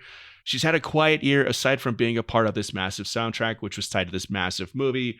The track is What Was I Made For, and it's beautiful and haunting and gorgeous and amazing. And here's the thing is Greta Gerwig makes an existential comedy about the plastic doll. Everybody wants to work with her. She's got this amazing talent both in front of and behind the camera, and the musicians who jumped on board to be a part of the soundtrack was no exception. Billie Eilish is one of the best musicians and best singers on the planet right now. She's one of the most nuanced and talented and layered and mature beyond her years, and this song is all of that. For a song that was made for a comedy, this song does not need to be this good. Billie Eilish always knows the assignment, and she doesn't shoot for the A+. She shoots for beyond that. Like, she's going for extra credit. She's going for like the 4.2 GPA. You ask her to write a Bond song, and she's going to be the best part of that Bond movie. Like, it's just incredible.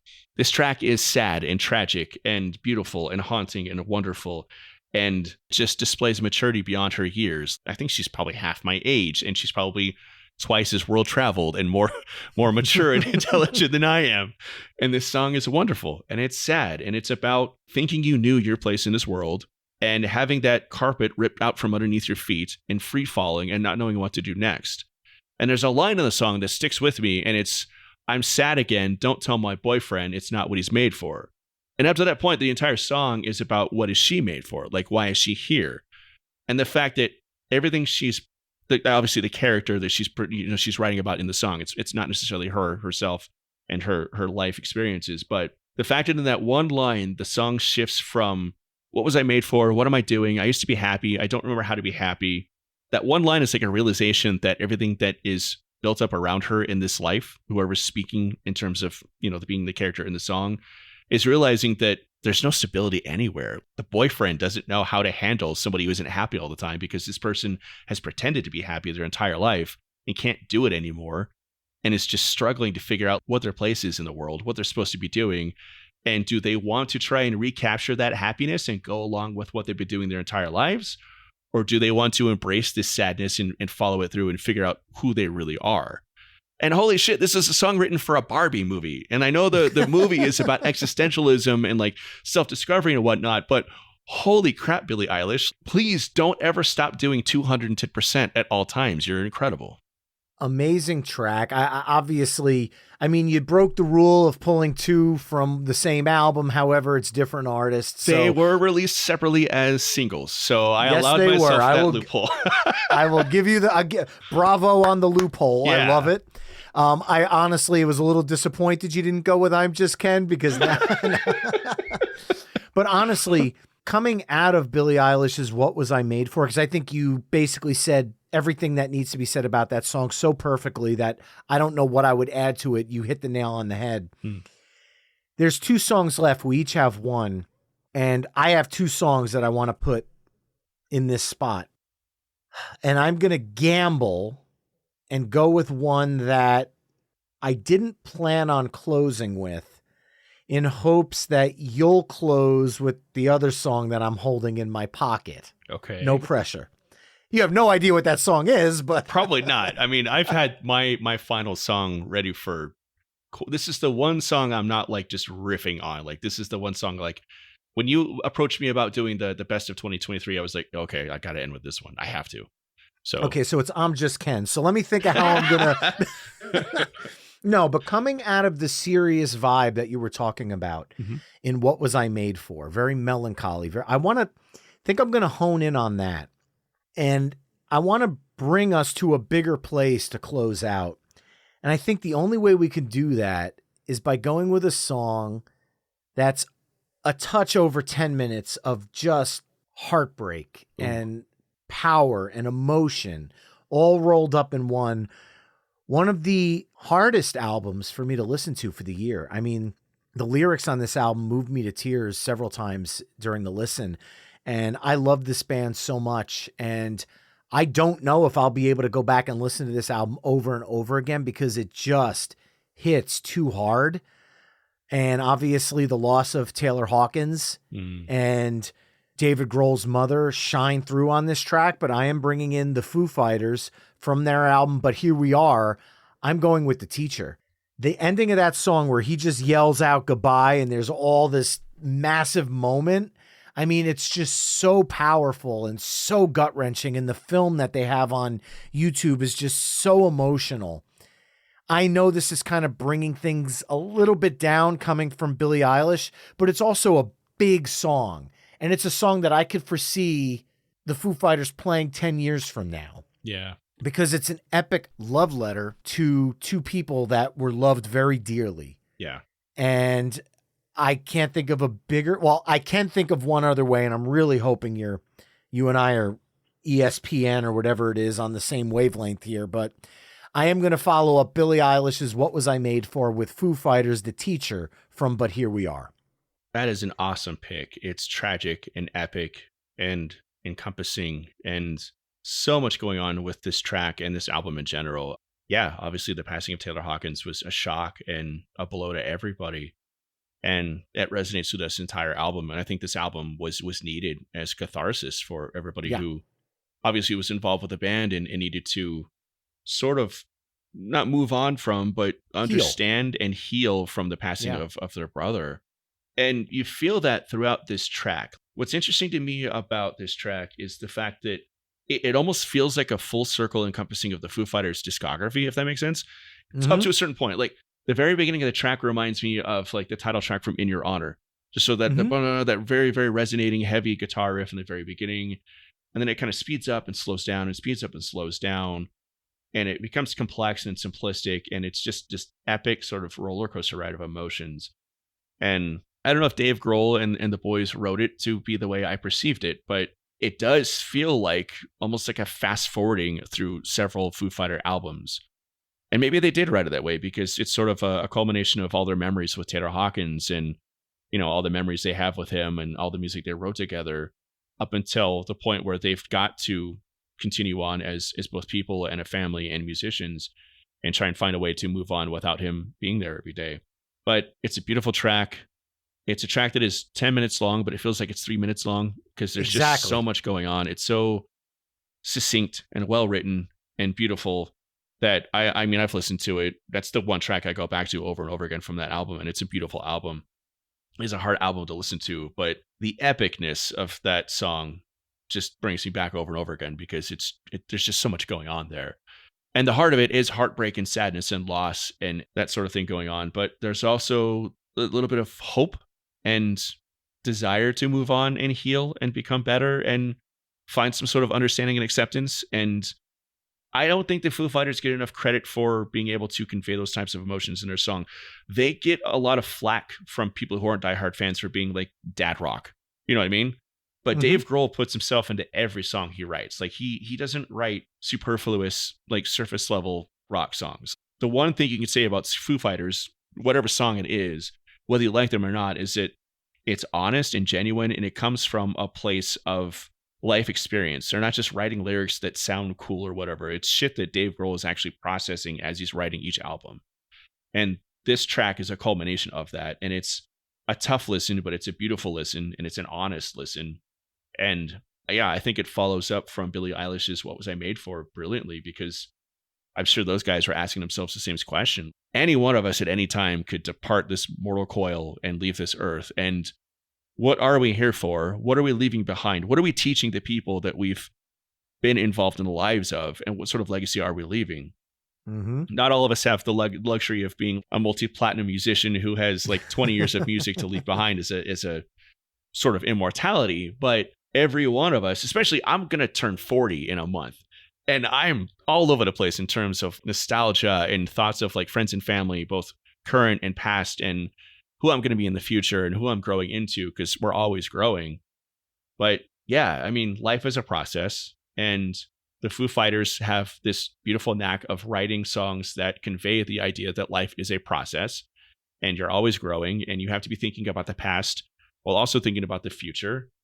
And you can't let the one weigh the other one down. And I think that's what this album was. It was looking to the future and continuing to write music and continuing to do what they love and will enjoy doing for the rest of their lives, but also honoring, the people that came before them, the people that they've lost. And it's not just Taylor Hawkins. You still see twinges of Nirvana and whatnot in Foo Fighter albums. And Dave Grohl doesn't get enough credit for, and the band in general doesn't get enough credit for writing songs that are honest and just like a journal, basically. So yeah. And right now I'm fixated on the fact that you're only turning 40 because I just went into the second half of my 40s. So I said to my wife, I'm like, well, I haven't hit 47 and a half yet, so I won't tell people I'm in my late 40s. I could still say mid 40s. So I'm kind of jealous. I'm not going to lie, but yeah, I'm just going to say I'm in my really, really late 30s. Really late 30s. What I will say about this song is this song to me for 2023 fits in more of the time capsule-esque nature of this mixtape than it does the let's rock out to the songs of 2023. This is a song that 20 years from now, I want people that listen back to this episode to remember this song because it's such an important, powerful statement, but it's not the song to jam out with your buddies to. It's very introspective and powerful and emotional. So it's kind of a weird twist that we're going towards the end of the side. And I'm very curious how you're going to wrap up all of 2023 in a bow, because if you follow up with I'm Just Ken, I am deleting the rest of that. So my next pick. No offense, Ryan.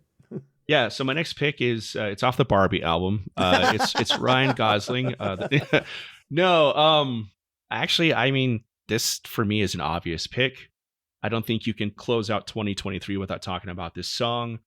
It's very much in the same vein of the time capsule and reflection and thinking about the past and the present and the future and people you've lost and just thinking about how you've become the person you've become based on the people who have sort of populated your life along the way. It's the Beatles, Now and Then. Like, thank God. Okay. Yeah. That was my pick. I was afraid, like, if I threw it out at 9, where would you go from there? Right. Because really, like, where? But go ahead. I think this is perfect, though, because you picking that Foo Fighters song and the meaning behind that song and the fact that this is essentially being called the last Beatles song ever. And for now. We'll see what happens. Paul McCartney and Ringo Starr. Yeah, they're always tooling around. But it was originally recorded in 1977. It was a demo that, they just kind of messed around with for a while. And it's kind of sat, and it's been approached like over the decades as being a project that they might come back to. At one point, they were actually going to restore it if they could and include it as part of the Beatles anthology project like 20 years ago or whatever. 1985, I think. But it was a song that they'd recorded in 1977, and the demo it was just garbage. There was no way to really do anything with it at the time or decades afterwards.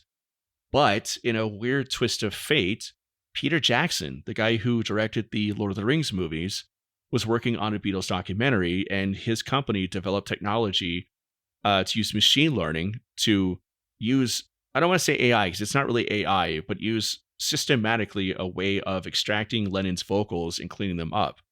So all of a sudden, this song that's been threatened to be dug up, but has never really come to fruition for 40 years, 50 years, has now been released in 2023. And it's Lennon's original vocals cleaned up. It's guitar tracks that George Harrison actually recorded in 1995 that have been restored. And it's Paul McCartney singing today and Ringo Starr playing drums today in a weird sort of like time travel reunion where the four of them actually got to release one final song together. It's haunting because of that context, but also the fact that it's a really beautiful Beatles song. I know it's funny to say like, oh, it's a really beautiful Beatles song because all their songs are fucking beautiful, but it's a haunting song about recognition of people in your life that have helped you along the way. It's like, if I make it through, it's because of you, like that type of thing. And it's an amazing track, and it's historic and weird at the same time because like you're listening to vocals that are like from 1977 that have been fixed and repaired and sound really good, thanks to Peter Jackson and his engineers for doing that. And it's a track that has just such a weird, bizarre history of 40 plus years. At one point, Jeff Lynne from Electric Light Orchestra was going to be a producer on the track, and that never came through. And then they found a new producer to do it, who has actually worked with other Beatles tracks and restorations and whatnot before then. So it's a song that could not have existed until today. And it could not have been a culmination of the talents of those four musicians who are so influential and so iconic to come together one more time without the technology we have today. And it's the one brilliant and amazing and wonderful use of AI that I will allow. I was just going to say, people talk about AI all the time, and it's been a huge conversation in 2023. And when I first heard this song, I said, okay, I'll allow it. They used it as a tool. Yes. They did not say into a computer, AI, create us a new Beatles song. Right, exactly. This was written by the Beatles. And yes, it was considered a quote unquote throwaway back in 1977. They never completed it. Right. The humor I find in that is that what was to John Lennon in 1977 a possible throwaway is one of the best songs in 2023. Yeah. And not just because of the history and the context. Like, it's a really beautiful song. It really is. The fact that they thought it wasn't good enough to me is a whole nother rabbit hole I can go down. But this is the type of song that it's a moment. The ending of that music video just gutted me, but in a peaceful, happy way. It was like when I was born, this cassette was just recorded, 1977. Here we are 46 years later, and they found a way to finish the job. And it's done with such love and care. Yeah. And the video showing them playing together, even though it's old footage, was so masterfully done by Peter Jackson. And again, the ending where it just fades on the instruments and it's just the instruments on stage was just so poetic, such a perfect exclamation point on the Beatles' legacy. Yeah. If you told me January 1st, 2023, that you and I would end a Songs of 2023 mixtape with the Rolling Stones on side A and the Beatles on side B, I would have laughed you out of the room. Right? Yeah. But like the Foo Fighters album is titled, But Here We Are. Yeah. And I'm all here for it. Yeah. Well, that, folks, concludes side B of our Songs of 2023 mixtape, which consists of Metallica's Lux Eterna, JPEG Mafia with Danny Brown's Perfect, Jelly Rolls Need a Favor, Sparks Not That Well Defined, Marvelous Three's Growing All My Hair Out, Dua Lipa's Dance the Night, Blink-182's Dance With Me, Billie Eilish What Was I Made For, Foo Fighters Hot for Teacher, and the Beatles Now and Then. Head over to myweeklymixtape.com to hear all the songs we've discussed in this mix through the playlist embedded on the episode page. Now, normally this would be the part of the show where we start winding things down, but it's the end of the year episode and they always go big or go home, and we're going to do the same here. We've talked about all our favorite songs of the year. We talked about our 2022 holdovers. Everyone mentioned theirs, so it's time to mention ours. What is your album of the year, 2023? It's The Death of Randy Fitzsimmons by the Hives. It is. It was such a surprise and such a delight, and they're my favorite band. And for them to just drop an album randomly with a kick-ass opening single and a great video. Oh my God, the video is great. It's such a great throwback to like Sam Raimi, like Evil Dead horror movies. And I just felt like I was 20 years younger listening to this album, discovering the Hives for the first time and just completely taken back. Like I said, it's a crazy like garage rock, hard rock song. And I started tearing up because it was like going back in time. It was like a time capsule, like a time machine for me. It was just amazing. The whole album is a banger. It feels like a full culmination of their entire discography and them growing as musicians, but not moving away from that sound at the same time. Like there are tracks that feel like they're from Tyrannosaurus Hives or Vinny Vitty Vicious, but like updated and more mature and more layered because they've grown as musicians and they're better musicians now.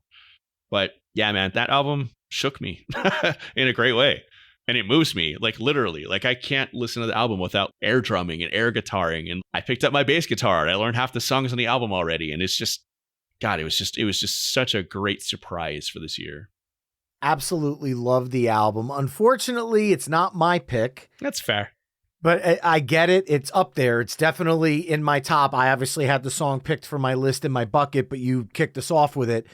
For me, I have to give a quick shout out to 3 albums because my musical tastes are so all over the map. Before I pick my album of the year, for country, Chris Stapleton's Higher. Nice. Hands down.